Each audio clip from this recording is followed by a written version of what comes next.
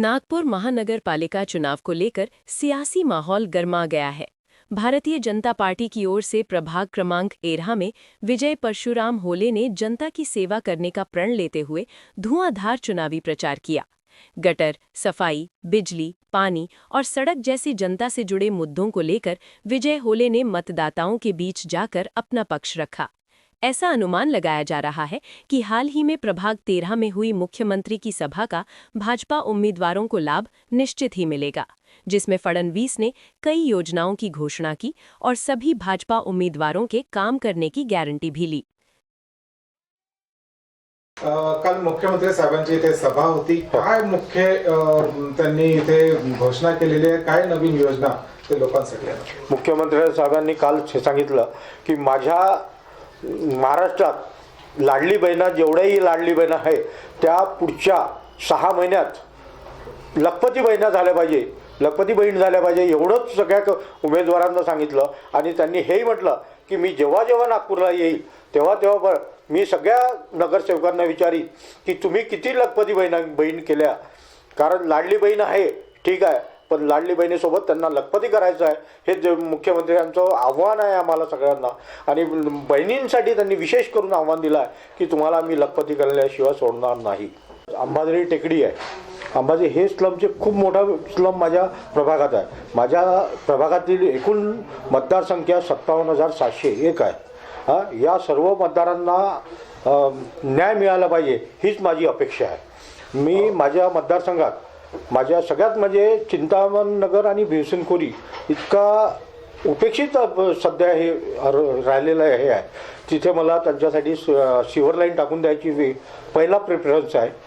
आणि तिथे खोलगट भागात इतकं पाणी साचतं की ते पाणी त्याचा निचरा लवकरात लवकर कसा होईल, लोकांच्या घरात पाणी घुसू नये याची काय व्यवस्था करता येईल हा माझा उद्देश आहे। आणि चिंतामण नगरचे जे नाला आहे त्या नाल्याला संरक्षण भिंत बांधणे, त्या नाल्याचं पाणी लोकांच्या घरात घुसतं।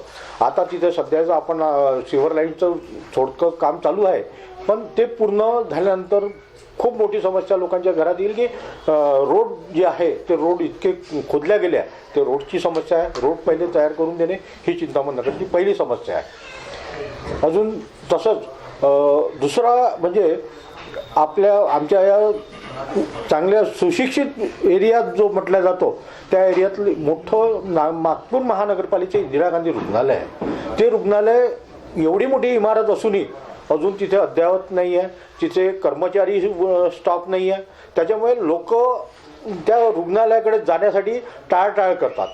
तिथे महानगरपालिकेच्या माध्यमातून मला तिथे नवीन कर्मचारी वर्ग, डॉक्टर वर्ग आणि चांगलं अद्ययावत सोयीसुविधा लोकांना मिळाव्या, कारण माझ्या आजूबाजूचा जो स्लम आहे म्हणजे जवळचा पांढरा बोडी झाला इथला जो वर्ग तिथे येतो आपल्या उपचारासाठी त्यांना सोयीसुविधा मिळत नाही, त्या सुविधा मिळणे ही माझी सगळ्यात मोठी हे आहे। आपल्या प्रभागाचा सर्वे केला असता मीडिया सर्वेमध्ये जाणून येते की पट्टे वाटप हा खूप मोठा मुद्दा आहे। बरोबर आहे। कित्येक वर्षापासून भाजपाची सत्ता असूनही पट्टे वाटप नाही झाले असा आरोप पब्लिकचा आहे, यावर आपलं काय मत आहे? पट्टे वाटप आपल्या माननीय देवेंद्र फडणवीसांनी आणि महसूल मंत्री बावनकुळे साहेबांनी पट्टे वाटपाचा कार्यक्रम मोठ्या प्रमाणात घेतलेला आहे। नजूलच्या जमिनी असो, NITच्या जमिनी असो किंवा आता महानगरपालिका आमच्या या वस्तीत कॉर्पोरेशन कॉलनीच्या जी जागा आमच्या ह्या लिस्टच्या जागा होत्या याला आम्हाला कॉर्पोरेशन कॉलनीवाल्यांना मालकी हक्क म्हणून मिळवून दिलेला आहे। फ्री होल्ड केलेलं आमच्या कॉर्पोरेशन कॉलनीचं।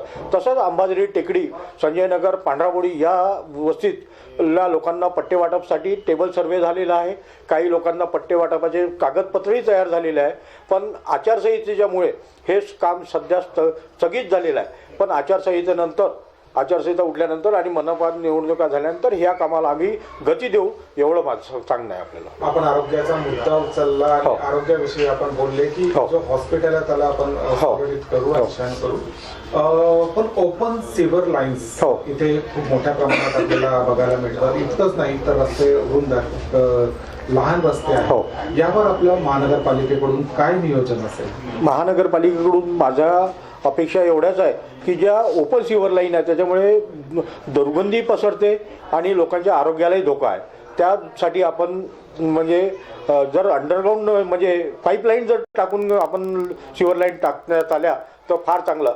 चिंतामण नगर भिवसेनखोरीच्या मागे नाल्या इतका घाणेरडा वास येतो की त्या लोकांचं राहणं तिथे हे होऊन गेलेलं आहे.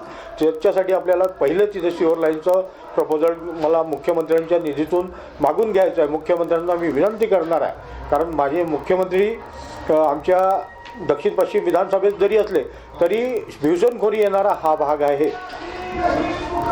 भिवसेनखोरी हा जो भाग आहे हा भाग आहे पश्चिम नागपूरचा.